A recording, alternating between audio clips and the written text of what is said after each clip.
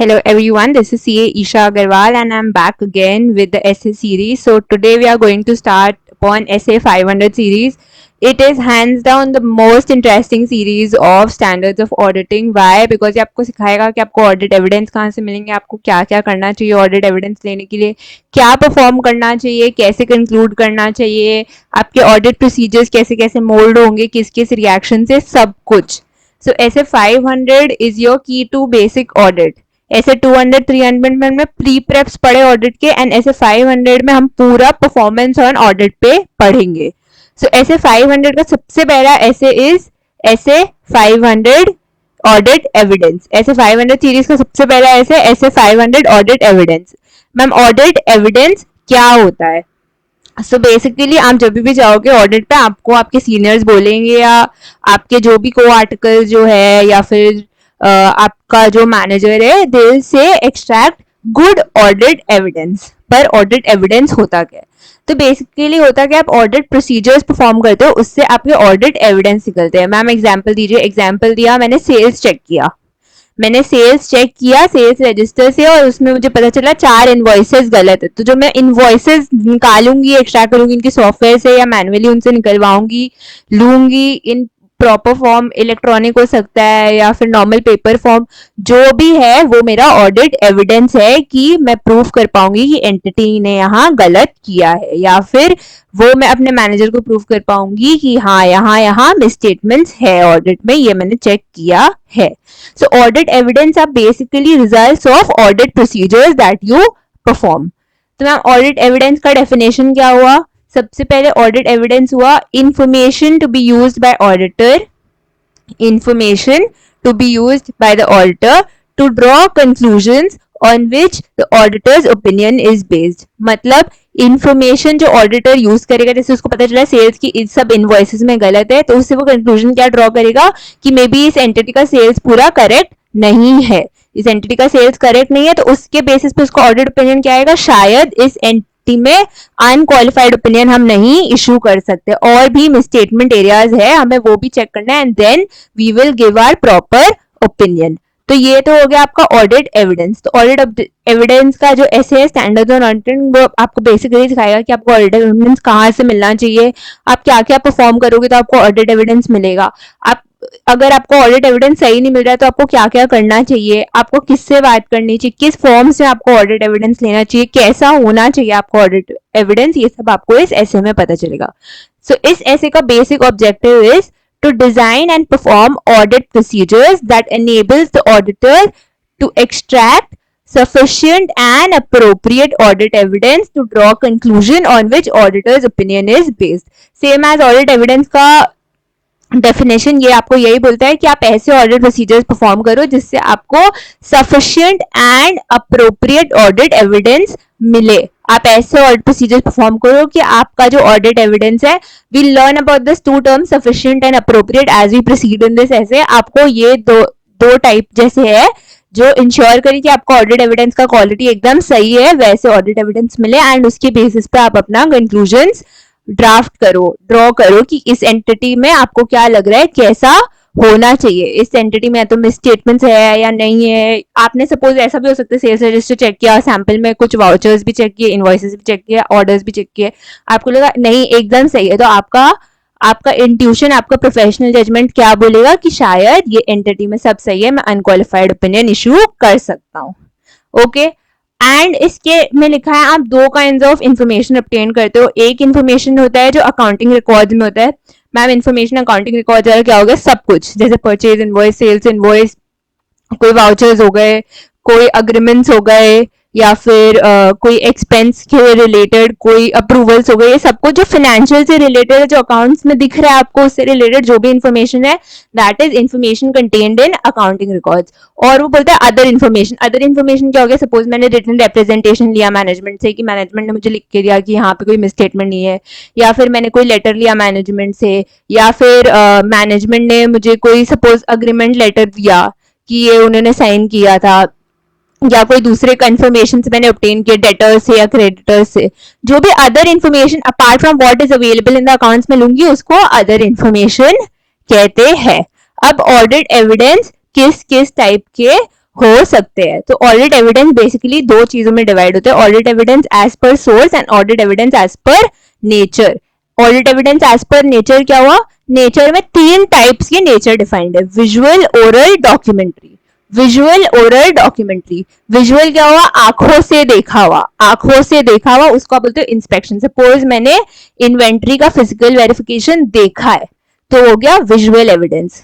Oral मतलब बातों से बोला हुआ, मतलब मैंने इंक्वायरी की किसी चीज के लिए तो मुझे उसके बारे में पता चला। डॉक्यूमेंट्री मतलब मुझे कोई कॉपी, कोई डॉक्यूमेंट की कॉपी मिली, जैसे मैंने जो सेल्स इनवॉइस का एग्जांपल दिया था वो है मेरा डॉक्यूमेंट्री एविडेंस। ये तो हो गया as per nature. As per source, source में दो टाइप के होते हैं, एक इंटरनल एविडेंस, एक एक्सटर्नल एविडेंस। आपको नाम से ही समझ में आ रहा होगा इसका मतलब क्या है। इंटरनल एविडेंस वो एविडेंस होते हैं जो एंटिटी के विद इन इंटरनली जनरेट होते हैं। एंटिटी के विद इन इंटरनली जनरेट कौन कौन से होते हैं, सपोज सेल्स इनवॉइस हो गया जो आप एंटिटी खुद से जनरेट कर रही है। मैम एक्सटर्नल एविडेंस क्या हो गया, जो एंटिटी के बाहर वाले लोग जनरेट करें, जैसे purchase invoice. Purchase invoice entity के पास आता है परचेज करने के बाद, पीओ कंपनी भेजती है, परचेज ऑर्डर कंपनी भेजेगी कि उसको क्या क्या रिक्वायरमेंट है, पर उसके बाद का जो जीआरएन बन के आएगा या फिर जो परचेज इनवॉइस बन के आएगा वो दूसरी एंटिटी भेजेगी। ये हो गया आपका ऑडिट एविडेंस एंड उसके टाइप्स। अब नेक्स्ट ये ऐसे बोलता है कि आपको sufficient and appropriate audit evidence निकालना चाहिए, हमेशा sufficient and appropriate. Ma'am sufficient and appropriate word का मतलब क्या हुआ, तो ये स्टैंडर्ड बोलता है कि अगर ऑडिटर को ओपिनियन इशू करना है फाइनेंशियल स्टेटमेंट्स पे और वो उस ऑडिट एविडेंस पे रिलाई करके ओपिनियन इशू कर रहा है तो उसको इंश्योर करना चाहिए उसको ऑडिट एविडेंस का क्वालिटी बहुत अच्छा है। एंड उसका ऑडिट एविडेंस का क्वालिटी वो कैसे इंश्योर करेगा अच्छा है, वो तभी इंश्योर कर पाएगा अगर वो sufficient audit evidence available, sufficient audit evidence extract कर पा रहा है और अप्रोप्रिएट ऑडिट एविडेंस एक्सट्रैक्ट कर पा रहा है।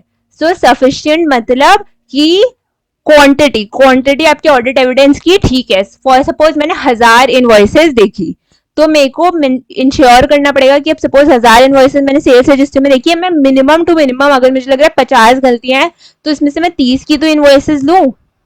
वो सफिशिएंट होना चाहिए आपको रिलाई करवाने के लिए कि नहीं यहाँ पे गलती है। आपने 1000 इनवॉइसेस देखी उसमें आपको लग रहा है 50 में गलती है, आपने उसमें सिर्फ 2 इनवॉइस देख के बोल दिया कि हाँ यहाँ गलती है, कैसे? 1000 में से 2 सिर्फ 2% हुआ आपका, तो आपने कैसे बोल दिया कि यहाँ पे गलती है?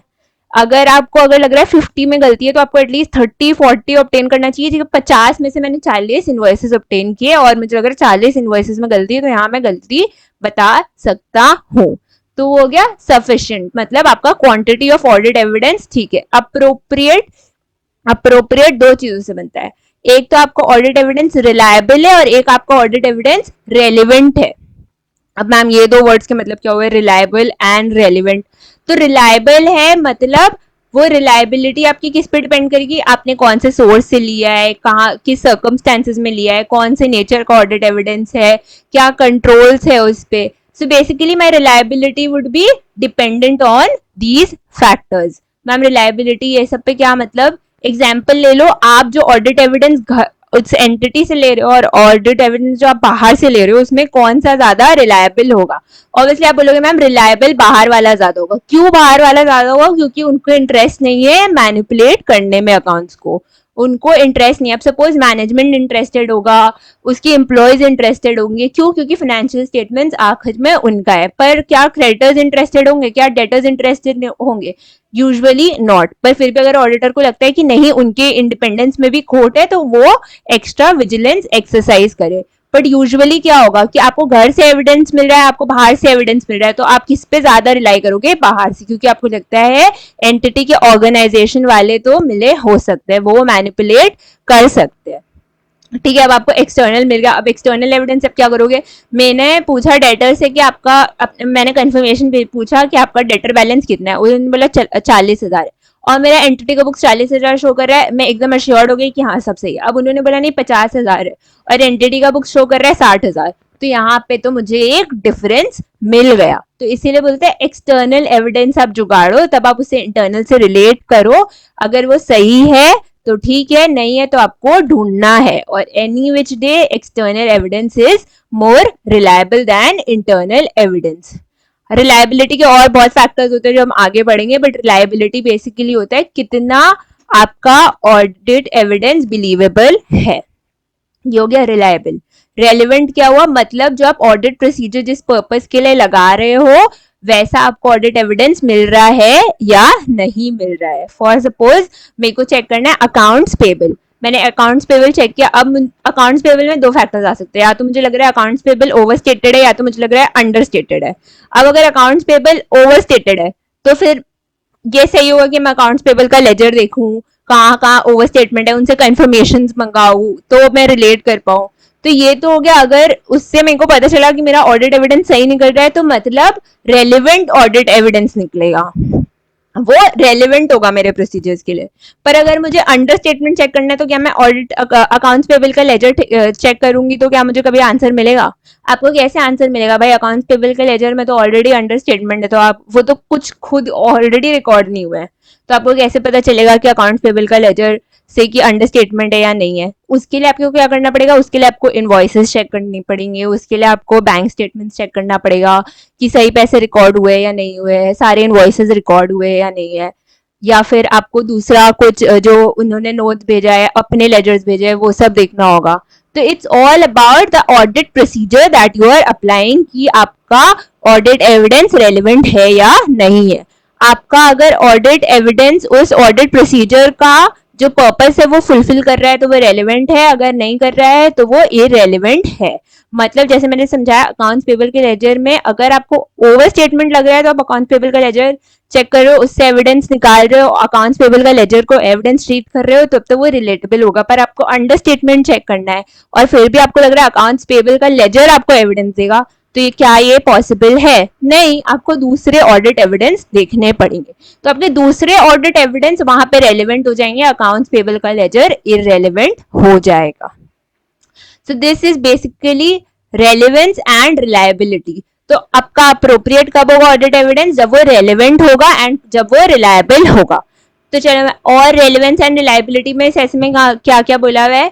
इस ऐसे में रेलिवेंस के लिए सबसे पहले बोला हुआ है कि कुछ ऑडिट एविडेंस एक असर्शन के लिए रिलायबल हो सकते हैं और रेलिवेंट हो सकते हैं, पर दूसरे के लिए नहीं। मतलब फॉर सपोज जैसे मैं आपको अकाउंट्स पेबल का लेजर का एग्जांपल दिया, अकाउंट्स पेबल का लेजर ओवर स्टेटमेंट के लिए रेलिवेंट था पर अंडर स्टेटमेंट के लिए इररेलेवेंट।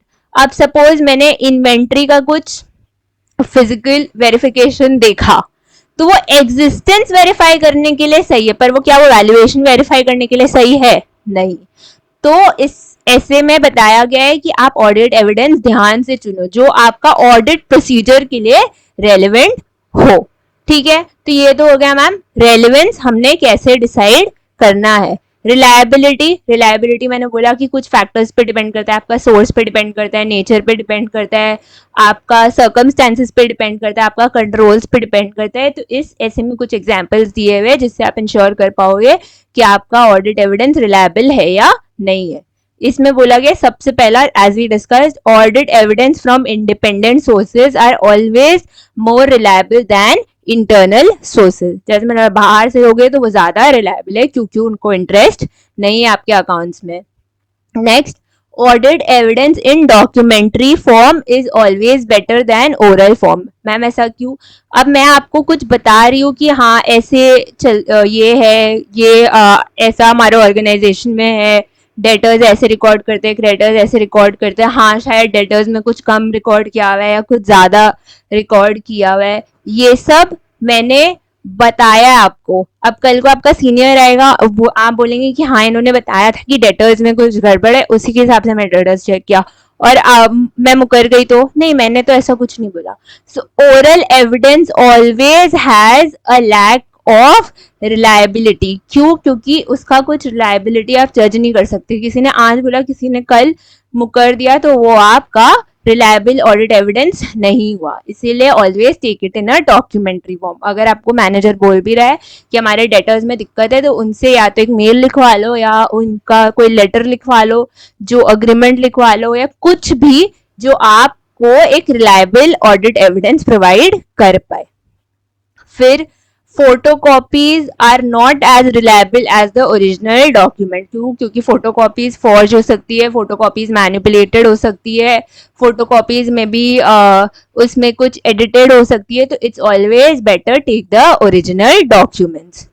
फिर और क्या हो गया कि अगर आप इंटरनल एविडेंस पे रिलाई करना चाहते हो तो मेक श्योर जो भी कंट्रोल्स है उसके मेंटेनेंस एंड उसकी प्रिपरेशन पे वो इफेक्टिव है। मतलब जिस भी वे से वो कंट्रोल किया गया है, मतलब जिस भी वे से वो ऑडिट एविडेंस निकाला गया है उस पर इंश्योर किए गए हैं कि कोई मैनिपुलेशन नहीं है। मतलब जिसके हाथ में वो ऑडिट एविडेंस था, जो उसके लिए अकाउंटेबल था, से वही उसे यूज करके आपको दे सकता है, कोई और नहीं। फॉर सपोज जो अकाउंट्स बना रहा है और जो इन्वेंट्री चेक कर रहा है, जनरली उसको बोला जाता है आप सेम पर्सन मत रखो। क्यों? क्योंकि जब वो आपको फिजिकल वर्सेस बुक्स करके देंगे वो मैनिपुलेट कर देंगे। तो इसीलिए अगर आपका इन्वेंट्री का आपको कुछ चाहिए तो आपको हमेशा इन्वेंट्री डिपार्टमेंट ही वो दे पाना चाहिए, अकाउंट्स डिपार्टमेंट का उस पर एक्सेस नहीं होना चाहिए। ठीक है। So these were some basic circumstances in which you can judge the reliability of audit evidence. ये सब से आप बता सकते हो कि क्या ज्यादा रिलायबल है और क्या कम रिलायबल है।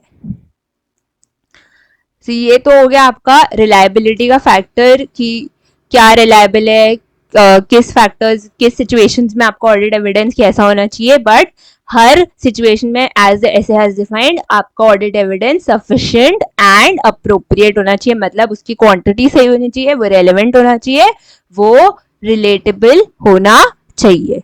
ठीक है। अब इसके बाद क्या आया आपका? इसके बाद आपके आए कि किस किस फैक्टर से आप ऑडिट एविडेंस निकाल सकते हो, कहाँ कहाँ से आप यूज कर करके ऑडिट एविडेंस एक्सट्रैक्ट कर पा सकते हो। मतलब ma'am for suppose through which ways आप ऑडिट एविडेंस निकालोगे? आप जैसे अकाउंट्स पेबल लेजर चेक करना, उसमें कैलकुलेशन करना, रिकैलकुलेशन करना। So recalculation is your method which you are using for extracting audit evidence. ठीक है। सो बेसिक 4 से 5 मेथड डिफाइंड है। सबसे पहले आता है इंस्पेक्शन। इंस्पेक्शन मतलब एग्जामिनिंग डॉक्यूमेंट्स और रिकॉर्ड्स, वेदर इंटरनल और external, whether in paper, electronic or any other mode। तो मैम इंस्पेक्शन क्या हुआ? फॉर सपोज कोई डॉक्यूमेंट्स है या कोई वाउचर्स है जो एक्सपेंस से रिलेटिंग सपोर्टिंग है, तो आप उसको इंस्पेक्ट करोगे और मेक श्योर करोगे कि एक्सपेंस सही रिकॉर्ड हुआ है या नहीं हुआ है। सो बेसिकली आपका हो गया कि सपोज मैंने 4,000 रुपए के एक्सपेंस रिकॉर्ड किए थे, तो मेरा वाउचर क्या क्या स्टेट करना चाहिए कि 4,000 रुपए का ही वाउचर है, क्यों खर्चा किया गया है, वो सही है या नहीं है, वो चेक हुआ हुआ है, वो अप्रूव हुआ हुआ है, सब कुछ। So you always have to make sure कि आपका एक्सपेंस जो भी है, जो आपने डॉक्यूमेंट इंस्पेक्ट किया है, वो उसको सपोर्ट कर रहा है या नहीं कर रहा है। अगर आपको लग रहा है कि नहीं मेरा डॉक्यूमेंट उसे सपोर्ट नहीं कर रहा है या कुछ है, तो आप फिर उसको फर्दर ऑडिट प्रोसीजर्स लगाओ उस पर और दूसरे मेथड्स लगाओ जिससे आपको पता चले गलती कहाँ है। मैम मैं इसमें दूसरे प्रोसीजर्स क्या लगाऊंगी? अगर आपको लग रहा है टीडीएस नहीं कटा है, टीसीएस नहीं कटा है, तो आप रिकैलकुलेट करो, आपको तभी समझ में आएगा कि कहाँ ड्रॉबैक है, कहीं नहीं है, कहाँ पे कौन सा लॉ लग रहा है, नहीं लग रहा है, यहाँ पे शायद टीडीएस लगना चाहिए या नहीं लगना चाहिए, वो सब आप प्रोसीजर लगा के डिफाइन करो। So inspection is basically checking the records। अब inspection बहुत बार आपको एक assertion के लिए बता के जाता है कि मतलब आप उस assertion को verify कर सकते हो पर दूसरे assertion के लिए नहीं। इसका सबसे बड़ा example is asset।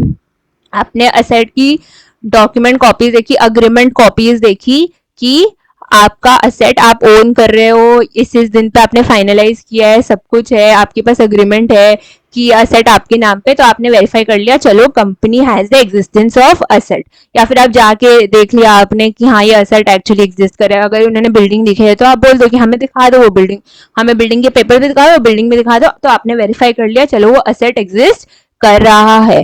पर क्या inspection is a valid thing for valuation of asset also? अब वैल्यूएशन क्या होगा? अब जो वैल्यू होगी उसमें डेप्रिसिएशन होगा, तो डेप्रिसिएशन आप बिल्डिंग देख के कैसे पहचानोगे? उसके लिए तो आपको रिकैलकुलेट करना पड़ेगा। तो inspection is used to verify certain assertions but not the other assertions. जैसे यहाँ पे उसने एग्जिस्टेंस और कंप्लीटनेस तो वेरीफाई कर दी असेट की, पर वैल्यूएशन नहीं वेरीफाई कर पाया. तो inspection although is a great procedure, it needs backing up with other procedures to ensure that all the assertions of a particular item of balance sheet और PL are verified. मतलब इससे आपको सिर्फ inspection से आप सारे असर्शंस वेरीफाई नहीं कर पाओगे, आपको दूसरे प्रोसीजर्स भी चाहिए सारे असर्शंस वेरीफाई करने के लिए. ये हो गया इंस्पेक्शन. नेक्स्ट आया आपका ऑब्जर्वेशन. ऑब्जर्वेशन क्या होता है? Observation means looking at a procedure और a performance being done by the others. मतलब आप देख रहे हो कि दूसरे क्या कर रहे हैं. मतलब जैसे आप सबसे बड़ा एग्जांपल इसका इन्वेंट्री का फिजिकल वेरिफिकेशन ही होता है. As an auditor I do not count the inventory, I observe the way it is being counted, कि उनसे कुछ मिस नहीं हो रहा है ना, वो ऐसे लैक से तो नहीं कर रहे कि बस चलो करना है तो करने के लिए कर दिया. ये सब नहीं, वो एक्चुअली ध्यान से कर रहे हैं, वो सारा प्रोसीजर्स फॉलो कर रहे हैं, वो एसओपी बाय मैनेजमेंट फॉलो कर रहे हैं. वो ऑडिटर को देख के ऐसा कुछ तो नहीं है कि ऑडिटर आया तभी मैं कर रहा हूँ, एंड द वे जैसे ही मैं थोड़ा सा दूर जाती हूँ उनका फिर से लैक होना स्टार्ट हो जाता है. ऐसा सब कुछ नहीं हो रहा है. तो ये तो हो गया आपका ऑब्जर्वेशन. बट ऑब्जर्वेशन का सबसे बड़ा drawback is it is limited to the time it is being performed. आपने देखा तब तक ठीक है, ऑडिट प्रोसीजर आपने वेरीफाई कर लिया कि हाँ हो रहा है. जैसे मैंने ना, जैसे आप दूर गए शायद वो लैक कर रहे तो आपको तब नहीं पता. तो ऑब्जर्वेशन का सबसे बड़ा ड्रॉबैक है although it's a good audit procedure to extract audit evidence, it is limited to the time it is being performed. ठीक है, ये हो गया आपका ऑब्जर्वेशन. फिर हो गया आपका रीपरफॉर्मेंस. रीपरफॉर्मेंस मतलब क्या हो गया कि independent execution by the auditor of the things that have been already performed by the entity. जैसे हो गया आपका कि डेप्रिसिएशन या फिर और कोई डेप्रिसिएशन हो गया, या फिर कोई ऐसा सपोज कैश काउंटिंग ऑडिटर को वेरीफाई करना है कि at the end of the day, मतलब 31 मार्च को जो कैश कंपनी बुक्स में शो कर रही है उतना वो फिजिकली उनके पास है या नहीं है. तो ऑल्दो कैश काउंटिंग का एक्ट कंपनी के ऑफिशियल्स ने ऑलरेडी परफॉर्म करके रखा है, तभी वो बुक्स है, उनको भी पता है कि कैश बुक जो मेंटेन कर रहे हैं वो सही कर रहे हैं कि नहीं. ये सब ऑलरेडी उन्होंने परफॉर्म करके रखा है, but auditor reperforms it to ensure कि आपका बुक्स सही है या नहीं है. तो अगर वहां पे उसको गैप मिलता है तो उसको उसका ऑडिट एविडेंस मिलता है थ्रू रीपरफॉर्मेंस. अब और आता है रिकैलकुलेशन. तो मैम रिकैलकुलेशन क्या हुआ? रिकैलकुलेशन मतलब वापसी रिकैलकुलेट करना. अब सपोज कोई कैलकुलेशन है जो मतलब आपको लग रहा है कि सपोज पीबीडीडी का कैलकुलेशन है, वो 5% ऑफ डेटर्स कंपनी की पॉलिसी में लिखा है, पर कंपनी ने शायद 3% ही बना के अपना प्रोविजन बनाया है. तो आपको 5% रिकैलकुलेट करके पता चला, जब आपने डेटर्स पे 5% रिकैलकुलेट किया तो आपका समझ में आया पीबीडीडी गलत है, या कोई प्रोविजन है जो जितना बनना चाहिए था वो आपने रिकैलकुलेट किया तो आपको पता चला वो गलत है. ये सब हो गया रीपरफॉर्मेंस, रिकैलकुलेशन, इंस्पेक्शन, ऑब्जर्वेशन. अब आता है आपका इंक्वायरी और एनालिटिकल प्रोसीजर्स. तो एनालिटिकल प्रोसीजर्स बेसिकली हम बहुत अभी ऐसे में पढ़ के आए हैं. एनालिटिकल प्रोसीजर्स क्या होता है? Financial and non financial data को रिलेट करना एंड उससे आपका एविडेंस एक्सट्रैक्ट करना. मतलब कि मैंने कोई रेशियो लगा लिया या ट्रेंड लगा लिया तो मुझे समझ में आया नहीं कंपनी में कुछ गड़बड़ चल रही है, या फिर मैंने कोई रीजनेबल टेस्ट किया तो मुझे पता चला नहीं कंपनी का सेल्स डाउन है, तो मैं उनसे पूछूंगी क्यों डाउन है. ऐसा हो सकती है कि कंपनी ने कुछ इनवॉइसेस रिकॉर्ड नहीं की है, या फिर वो कुछ अकाउंटिंग गलत करे. तो ये सब मुझे एनालिटिकल प्रोसीजर से पता चलेगा. But yet again analytical procedures will give a broad overview कि सेल्स में कुछ गलत है, वो आपको इंटरनली नहीं बताएंगे सेल्स में क्या क्या गलत है. And lastly comes inquiry. So inquiry is a very powerful audit evidence. Ma'am powerful मतलब इंक्वायरी से आपको बहुत बार बहुत चीजें पता चलती है जो आपको शायद दूसरे ऑडिट प्रोसीजर से पता नहीं चले. So if you guys know, हमने ऐसे 300 सीरीज में अभी हम करके आए हैं कि क्या क्या आपको इंक्वायर करना चाहिए, या आपको कैसे कैसे किस किस से इंक्वायर करना चाहिए, इंक्वायरी से क्या क्या बेनिफिट्स मिलेंगे, क्या क्या पता चलेगा, आपको फर्दर एक्शन क्या लिखना चाहिए, ये हम ऐसे 300 सीरीज में पढ़ के आए. Still I will just recap it for you. Inquiry basically होता है जो मैं कंपनी के ऑफिशियल से करती हूँ या someone apart from the company but is related to the company. Inquiry से मैम क्या पता चला, फॉर सपोज अपने एम्प्लॉय से इंक्वायरी की, तो आपको पता चला कि अकाउंटिंग पॉलिसी जो शायद वो लगा रहे हैं वो गलत है, उनका जो बेसिस है वो गलत है। अगर आपने सपोज लीगल प्रोफेशनल जो है आपका लीगल काउंसिल से उससे इंक्वायरी की, तो आपको पता चला नहीं कंपनी में तो कुछ बहुत बड़ा केस चल रहा है, कंपनी शायद गोइंग कंसर्न नहीं है, कंपनी नेक्स्ट टाइम इंसॉल्वेंसी में चली जाएगी, या कोई और ऐसा कंपनी का कॉर्पोरेट डेटर है या ऐसा कोई है जो आपको लग रहा है कि जो आपको ऐसा लग रहा है कि कंपनी पे केस करने वाला है, या फिर कोई क्रेडिटर है जिसका ड्यूज कंपनी नहीं रीपे कर पा रही है तो उसका कुछ लीगल सूट चल रहा है, तो ये सब आपको लीगल काउंसिल से पता चलेगा। प्लस इंक्वायरीज में range from oral to written. Oral भी आप इंक्वायरी कर सकते हो, बात कर सकते हो, बट अगर आपको लगता है नहीं ये बहुत इंपॉर्टेंट है तो आप उसको रिटन में कन्वर्ट करवा लो, उससे आप मैनेजमेंट से एक लेटर ले लो या रिप्रेजेंटेशन ले लो कि आपने ऐसा ऐसा बोला था and this is my audit evidence. Lastly, the most important part of an inquiry is evaluating the responses. Ma'am evaluating the responses मतलब मेरे को जो इंक्वायरी का रिस्पॉन्स आया मैं उससे evaluate करूंगी। फॉर सपोज जैसे मैंने आपको बोला कि इंसॉल्वेंसी का केस होने वाला है कंपनी में, तो उससे मुझे क्या इफेक्ट मिला कि कंपनी शायद गोइंग कंसर्न रहे या नहीं रहे। So just taking in the responses is not important, evaluating is. या फिर मुझे पता चला ये एम्प्लॉयज ने बोला कि मैम अकाउंटिंग पॉलिसी तो ऐसे ऐसे फॉलो हो रही है और ये बेसिस है, मुझे लगा नहीं बेसिस गलत है अकाउंटिंग पॉलिसी गलत है, तो उसमें देखूंगी मेरे फाइनेंशियल स्टेटमेंट्स पे इम्पैक्ट क्या पड़ रहा है, शायद वो असेट का कोई पॉलिसी गलत लेके चल रहा है या रेवेन्यू रिकॉग्निशन पॉलिसी गलत लेके चल रहा है, तो मुझे समझ में आया कि नहीं रेवेन्यू रिकॉग्निशन पॉलिसी इनकी गलत है, तो शायद इनको 9 करोड़ का सेल्स रिकॉर्ड करना चाहिए था पर इन्होंने 11 करोड़ रिकॉर्ड कर दिया है। तो ये सब मुझे उनसे इंक्वायरी से पता चलेगी। So the most important part of inquiry is evaluating its responses. ठीक है, ये हो गए आपके methods how you will extract audit evidence. I hope I am clear, ये बहुत इंपॉर्टेंट पार्ट है ऑडिट एविडेंस का पूरा एसे का। अब नेक्स्ट आते हैं असर्शंस। तो फ्रॉम ऐसे 300 सीरीज में बोले जा रही हूँ असर्शंस असर्शंस असर्शंस, तो पर ये असर्शंस होते क्या है। सो बेसिकली मैनेजमेंट जब वो इंश्योर करता है कि मेरा जो बुक्स है वो as per financial reporting framework है या नहीं है, तो वो सर्टेन असर्शंस लगाता है, मतलब वो वेरीफाई करता है कि जो असेट है वो एग्जिस्टेंस वेरीफाई कर रहा है कि नहीं, जो प्रेजेंटेशन जैसा होना चाहिए फाइनेंशियल रिपोर्टिंग फ्रेमवर्क में वैसा है या नहीं, जो अकर हुआ है ड्यूरिंग द ईयर वही मेरे पीएल में जा रहा है, जो मेरे रिकैलकुलेशन से वो एक्यूरेट है या नहीं है, तो ये सब होते हैं आपके assertions. So assertions as it is defined that assertions are some representations embodied by management in the financial statements which are used by the auditor to assess the potential misstatements। मतलब वो जो आपके टेक्निक्स यूज कर रहे हैं या जो verify करने के लिए सर्टन प्रोसीजर्स लगा रहे हैं, जैसे मैंने बोला एक्यूरेसी, तो वो एक्यूरेसी कैसे इंश्योर कर रहे हैं कि उनका जो फिगर्स जा रहा है वो एक्यूरेट है या नहीं है, या फिर वो प्रेजेंटेशन है तो वो as per financial reporting framework है या नहीं है।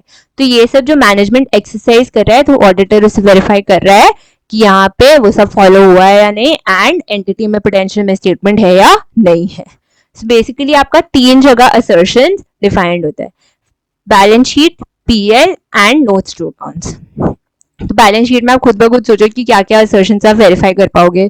सबसे पहले तो आपको वेरीफाई करना होगा कि असेट एग्जिस्ट कर रहा है या नहीं, तो एग्जिस्टेंस असर्शन आपने वेरीफाई किया।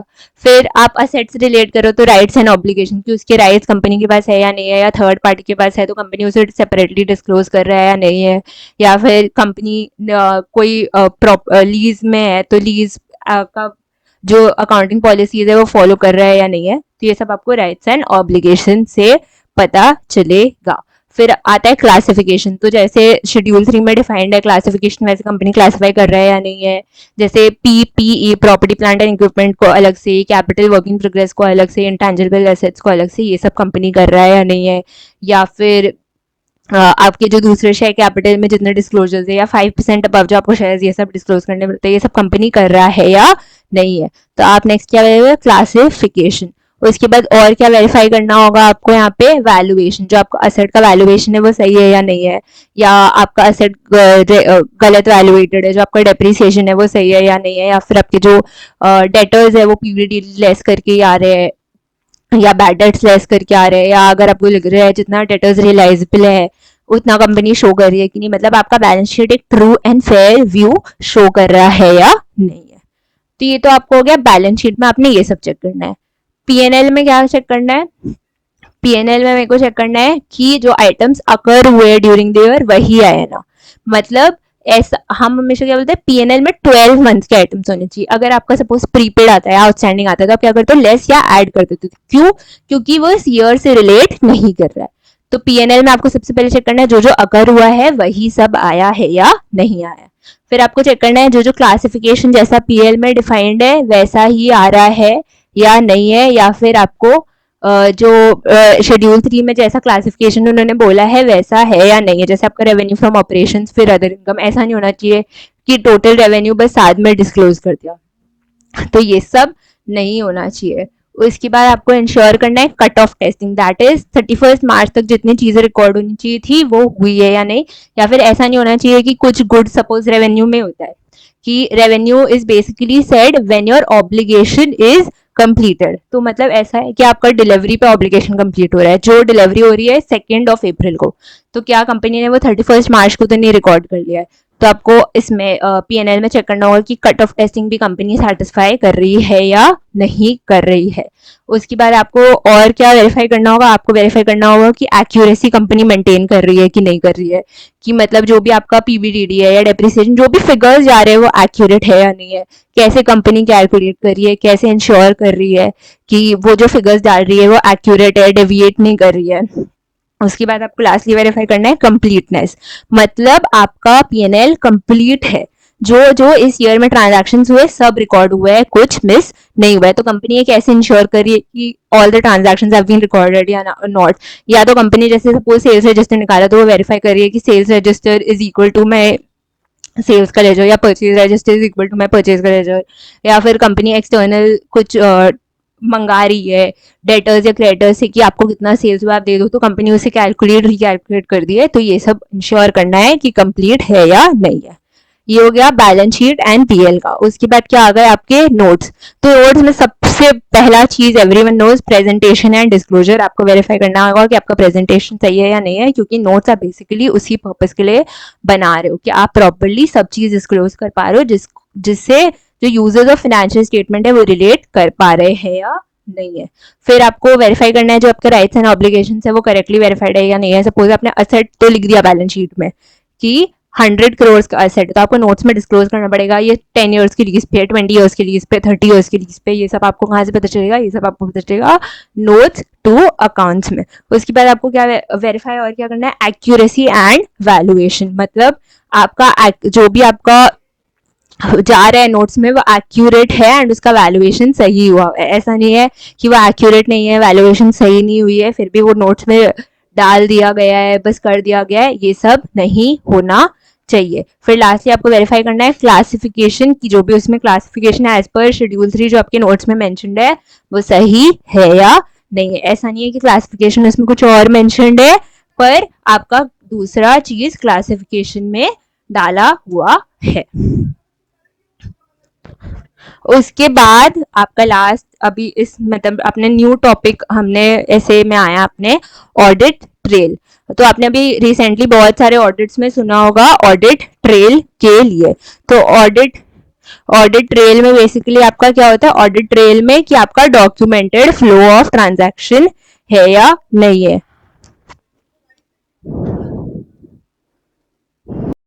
सो अभी एज आई सेड अभी अपना नया आया ऑडिट ट्रेल। तो आपने बहुत जगह सुना होगा कि ऑडिट ट्रेल अभी इम्प्लीमेंट करना है, ये जो सॉफ्टवेयर है उसमें ऑडिट ट्रेल की फैसिलिटीज है। ऑडिट ट्रेल मतलब क्या होता है? So audit trail is basically used to verify the documented flow of transactions, मतलब जो भी आपके ट्रांजैक्शंस है वो कैसे हुए, कैसे अकाउंट्स में आए और कैसे अपने फाइनेंशियल स्टेटमेंट्स में डालना है, मतलब from scratch till financial statements आपका पूरा उसका प्रोसेस क्या है।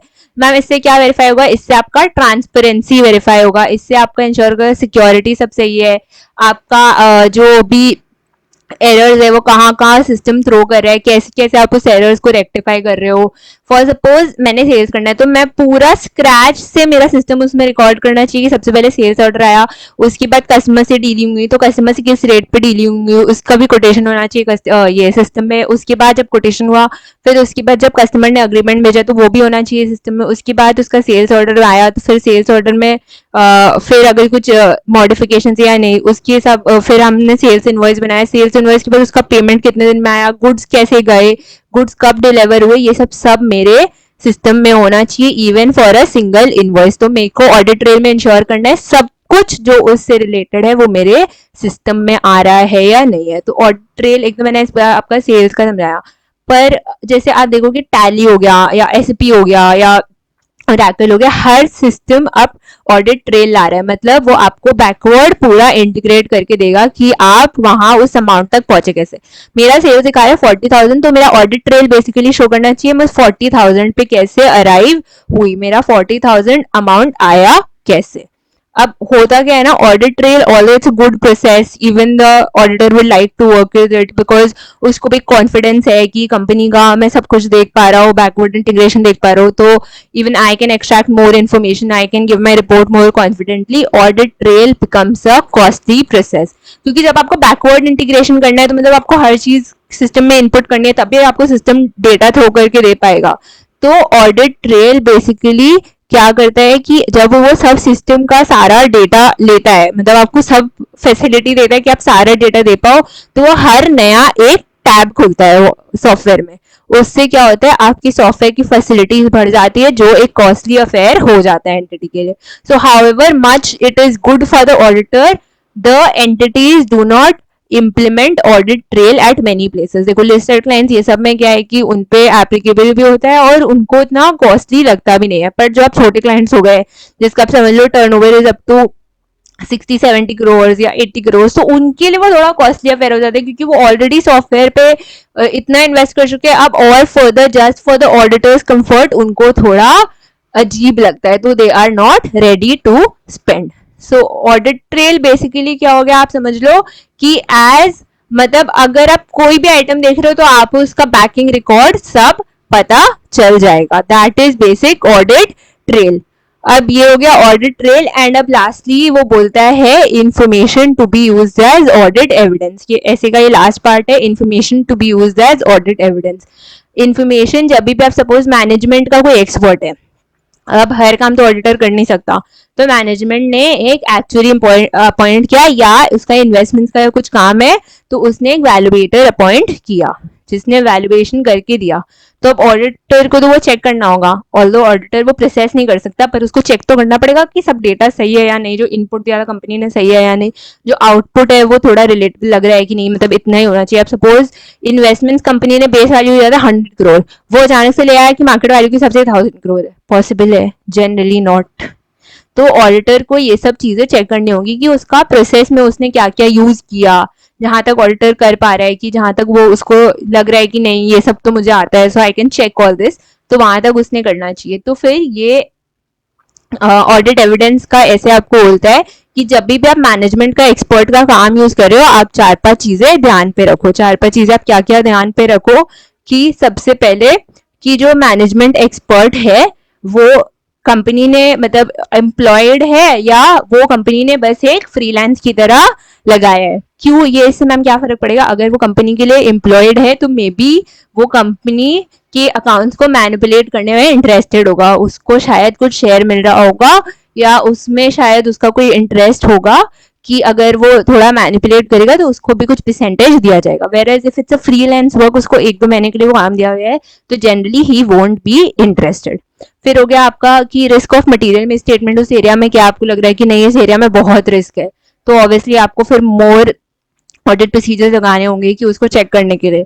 फिर आपको लग रहा है जो नेचर एंड एक्सटेंट ऑफ उसका वर्क है। अब होता है कि बहुत कंपनीज एक्चुअली एम्प्लॉय करती है, तो होता क्या है कि किसी कंपनी में सिर्फ 4 एम्प्लॉयज है तो इसमें उतना nature and extent of work उसका बहुत ज्यादा नहीं है, तो ऑडिटर को भी उतना माथा नहीं लगाना कि ऑडिट प्रोसीजर्स बहुत ज्यादा लगाने हैं या ऐसा कुछ, वो नहीं होता है। बट अगर कंपनी में 200 एम्प्लॉयज है और उसका nature and extent of work बहुत ज्यादा हो जाएगा तो ऑडिटर को और दिमाग लगाना होगा जो उसने रिपोर्ट एक्सट्रैक्ट करके दिया है वो सही है या नहीं है। फिर और क्या इफेक्ट होगा, जो आपका प्रीवियस वर्किंग एक्सपीरियंस है ऑडिटर का, शायद कंपनी ऑडिटर ने उसके साथ किसी और एंटिटी में काम किया है या पहले कभी काम किया है, तो उससे ऐसा लगता है नहीं मैंने इसके साथ पहले काम किया है या अच्छा काम करता है, तो वो भी एक प्लस पॉइंट होता है कि फिर आपको उतना ध्यान नहीं देते, चलो ठीक है मैं इसको जानता हूँ ये सही काम करता है, फिर आप पर आपको लगता है कि नहीं मैंने इसके साथ पहले भी काम किया, पहले भी इसने बहुत गड़बड़ किया, तो फिर वही इंक्रीज हो जाता है कि उसने काम सही किया है या नहीं किया है। फिर और क्या फैक्टर्स हो गए आपके, नेचर एक्सटेंट हो गए, रिस्क ऑफ मटेरियल में स्टेटमेंट हो गया, जो उसका वर्किंग पैटर्न है वो हो गया, फिर उसके बाद जो आपका ये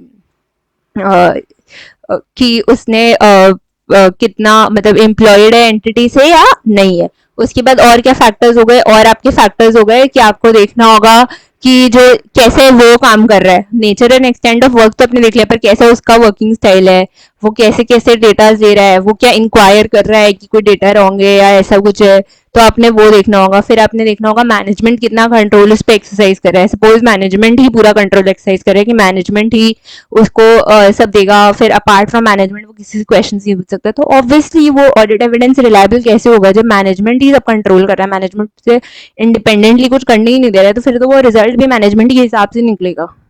अगर वो इंडिपेंडेंट उसे काम करने दे रहे हैं तो क्या होगा उससे दूसरे मतलब वो better information and better report extract कर पाएगा, तब ये समझ में आएगा कि हाँ मैनेजमेंट को भी डर नहीं है, जो भी रिपोर्ट निकले they are okay with it.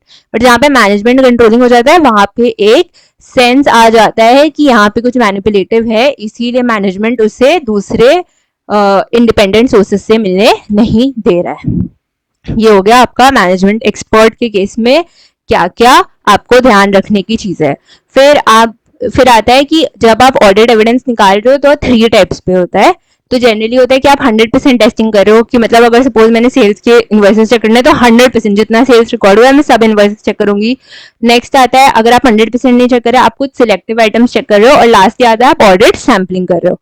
तो सबसे पहले 100% आइटम्स आप कब चेक करते हो, जहां पे स्मॉल नंबर होते हैं, जैसे मैंने बोला 4 इंप्लॉय, तो उतना ध्यान देने का नहीं, आप एक्चुअली रिपोर्ट ऑफ स्टार्टिंग से लेके एंड तक पूरा समझ सकते हो, बेस सही है या नहीं है, रिलेट कर सकते हो, सैलरी कितनी सही है, सैलरी कितनी दी है, मोर्टेलिटी रेट कितना दिया है, सब कुछ आप चेक करते हो। 4 एम्प्लॉयज है, आपको कोई दिक्कत नहीं है, आप उसका सब 1 बाय 1 चेक कर सकते हो।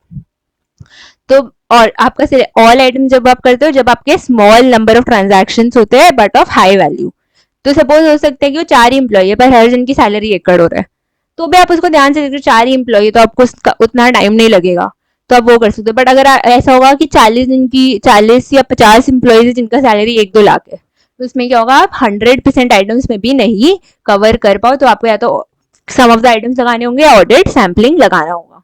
तो बेसिकली ये जो आपका ऑल आइटम्स आता है ये 2-3 केसेस में आता है, क्या या तो आप 100% ये तो आपके जो भी एंटिटी में जो भी आप चेक कर रहे हो वो स्मॉल नंबर ऑफ आइटम्स है, वो हाई वैल्यू के है, या फिर आपको लग रहा है उसमें रिस्क बहुत ज्यादा है, उस आइटम में रिस्क बहुत ज्यादा है, मुझे वो 100% चेक करना ही पड़ेगा, वरना वो इंश्योर नहीं हो पाएगा कि वो सही ऑडिट एविडेंस दे रहा है या नहीं दे रहा है। और लास्ट ये आता है कि आप अदर सोर्सेज से उस आइटम के लिए ऑडिट एविडेंस नहीं जुगाड़ कर पा रहे हो, मतलब सपोज मेरे को सेल्स चेक करना है, मुझे परचेजेस चेक करना है, तो हो सकता है कि मैं सेल्स रजिस्टर के अलावा और किसी से वो सेल्स चेक ही नहीं कर सकती, शायद कोई कंफर्मेशन मुझे मिल ही नहीं रहा, या कोई और लेजर मुझे मिल ही नहीं रहा, या कोई और डॉक्यूमेंट मुझे नहीं मिल रहा है, तो मेरे को उसी पे 100% रिलाई करके 100% उसकी चेकिंग करनी पड़ेगी, because that is basically defining my audit observation for the area sales.